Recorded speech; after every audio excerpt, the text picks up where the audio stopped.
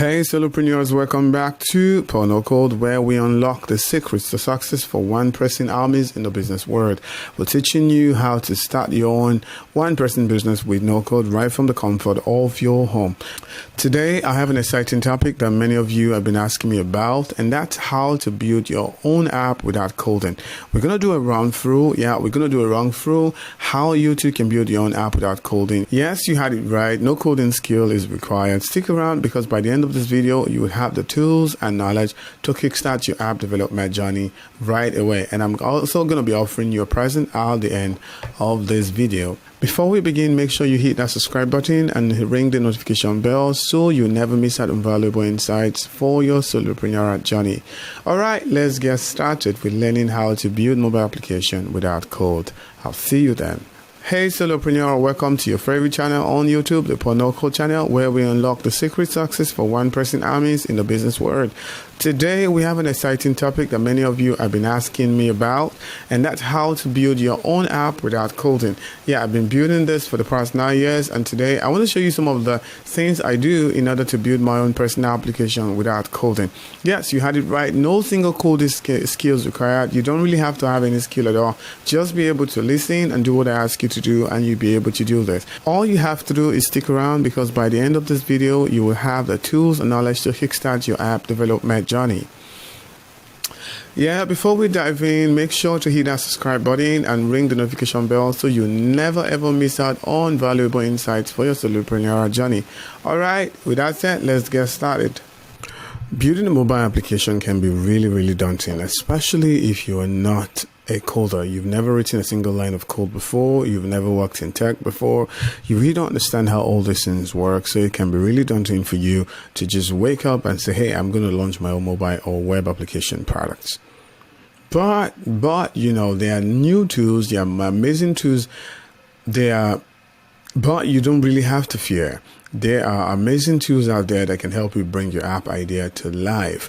But the first thing we have to do here is to understand the basics. So it's not just waking up and getting started and saying, hey, I'm going to build the next Uber, I'm going to build the next Airbnb, but you just have to understand the basics. So see, building a web application is like taking a Lego blocks, you know, this set of Lego blocks that you see on the screen right now, and trying to turn it into a castle, right? You're trying to turn those Lego blocks into a beautiful castle like this so that somebody can live inside of it, or probably a child can play with it. Depends on your goal of doing what you're doing, right? But this is not really a straightforward process, right? Building a castle like this is not such a straightforward process that anyone or everyone can build. Yeah, though everyone can build it, yeah, don't get me wrong, everyone can build it, but you want to learn the reason why you're building it.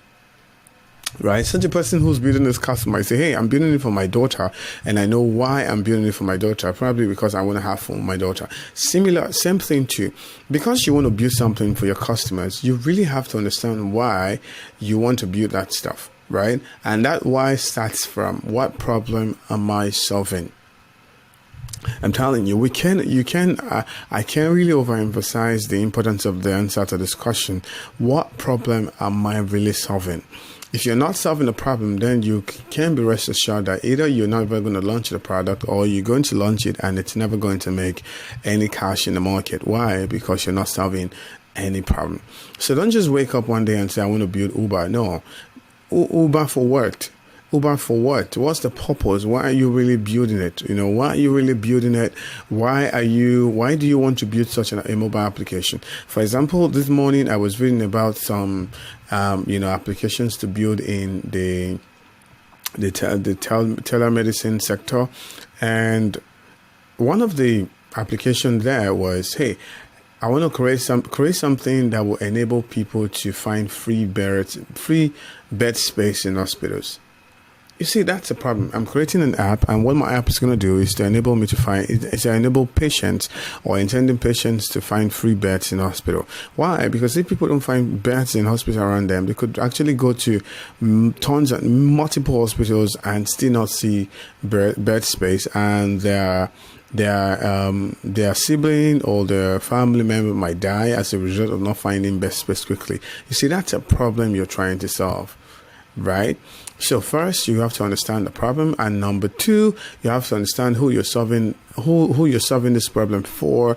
In our earlier illustration, we're solving this problem for sick people who are looking for bed space, right? So you have to clearly define your app purpose, and then you start defining the functionality. So for example, if a person wants to build bed space with my application, what exactly are they looking at? They are looking at probably registering, signing up, seeing a list of bed space that are available, and hopefully booking for that particular bed space and taking there and then finding directions on how to get to that hospital where the bed space is. So you can see how defining your purpose and defining your target audience will help you to understand the functionality of your application. Another thing that you want to look at, you want to look for inspirations, because you're likely not going to be the first person building your type of application. It doesn't matter what type of application you're building, except maybe you're in biotech or you're doing engineering. So as long as you're building mobile applications, there will be somebody who has built something similar to yours, or something that you've done before, but just that the difference is either going to be the market, the niche, or the storytelling, or the story you're bringing yours from. Maybe you're building yours for black people, and some other person is building his for white people, or you're building yours for Americans, and some other person is building his for Egyptians. It's just going to be very, very similar. So these are some of the places that you can go to get app inspiration. One of them I love to use is Pinterest. You can see right here on my screen, I'm saying hotel booking application. So if I click on this, I can see some of the screens and the floor. So it's not going to give you everything, but at least it's going to give you something to get started with. So you'll be able to gather data and see, oh, this is the way it is. This is how it is. This is how I can do it. This is how I might not do it. Another place that I love is the App Store itself. So you can really check out Apple Store itself, right?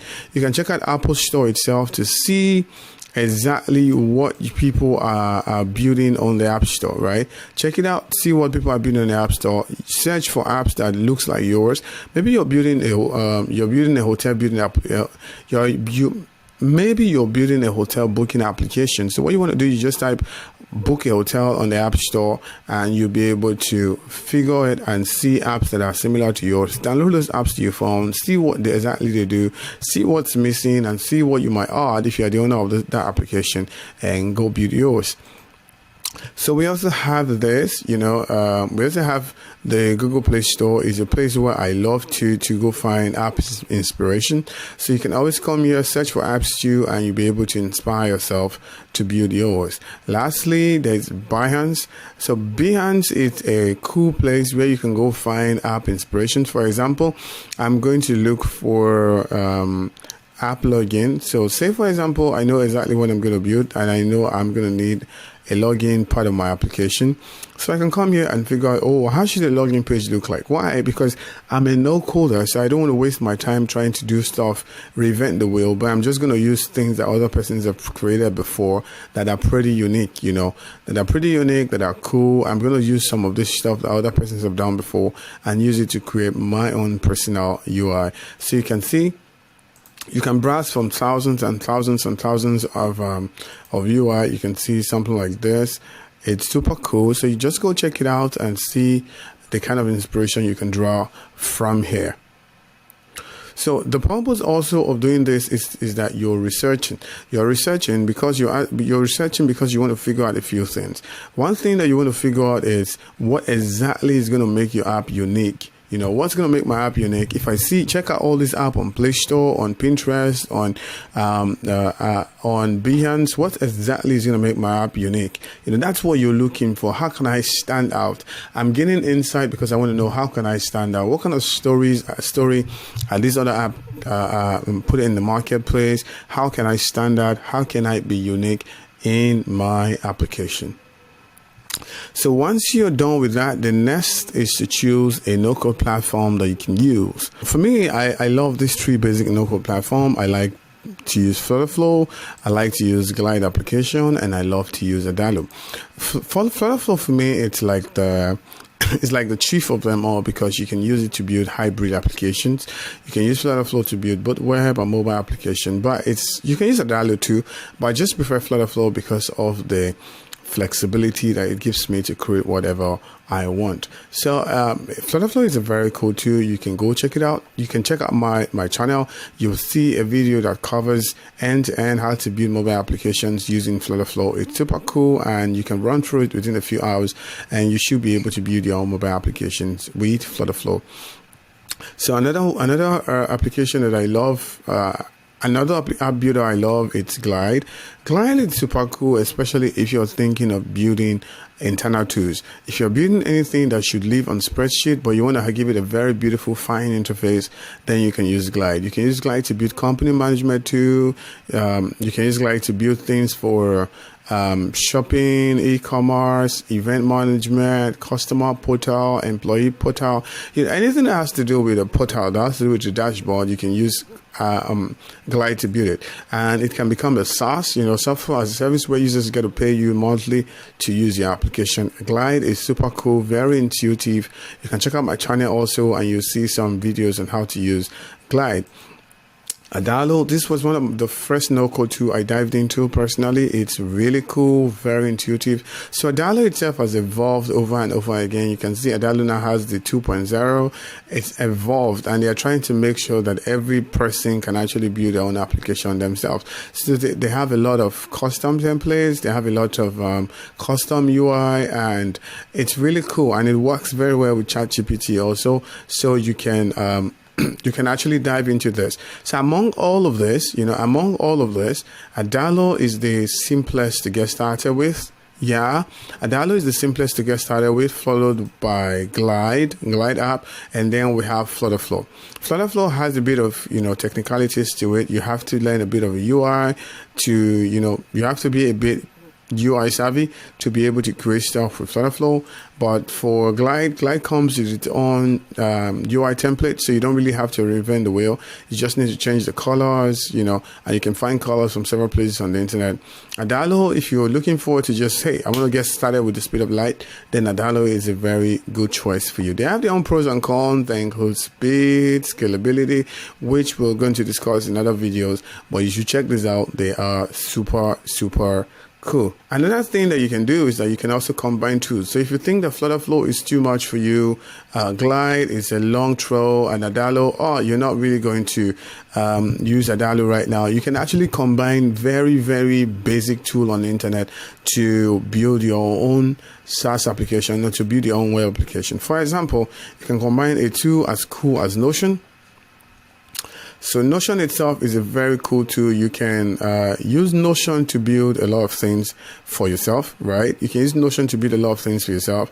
I'm going to log out right now so you see what Notion is. So this is Notion. Notion itself is a very powerful application. You can use it for project documentation. You can use it for a whole lot. You can even put stuff in Notion behind the paywall, and other persons can pay for it, and then you can make a whole lot of money. So it really depends on how you want it. You can use Notion. You can use Loops, Microsoft Loops. You can use a lot and lots and lots of tools to actually create SaaS. But if you're willing to learn, and you're somebody who wants to create something very scalable, then I think in the no-code space, then you should try Flutterflow, Glide, Adalo. Bubble is very cool, but Bubble is also very cool, especially if you're thinking of building, web application. So I didn't mention Bubble because I think this video should be for mobile application. But if you're thinking of building web application, then Bubble also it's very, very, very cool. So once you're done with this, the next thing you want to do is you want to share what you built. Whenever you build anything, you just want to share. You want to share with your audience. You want to share with people on Twitter, on Facebook, with your email community. And once you're sharing, you can keep getting feedback, and those feedback, you can keep iterating those feedback and using it to drive more traffic, drive more growth, and have more conversions. So that's how you want to build your own app without coding. So like I said before, first you want to discover a problem that you're going to solve. Next, you want to understand the basics. Next, you want to do some research and analysis. Then you want to, choose all the features, choose what's making your app special. Then you want to choose the right platform, like we just explained. And then you want to learn. and then set up your application, put it out there in the public. Don't be scared, and you'll see that you likely have people using your applications, and you can make a whole lot of money. If you want a more structured way on how to build your own app without coding as a solopreneur, click on the link below. I have a free document that I'm going to send to you. It's a free gift. When you click on the link below, you have access to that free gift, and you'll be able to understand how to build application, how to launch your own business as a solopreneur without writing a single line of code. So just click on the link below, and I'll see you then. Thank you so much. If you find this video useful, give it a thumbs up and share it with your fellow solopreneurs. Don't forget to comment below with your app idea or any questions you might have. Until next time, keep building and thriving as solopreneurs. I'll see you in the next video. Thank you.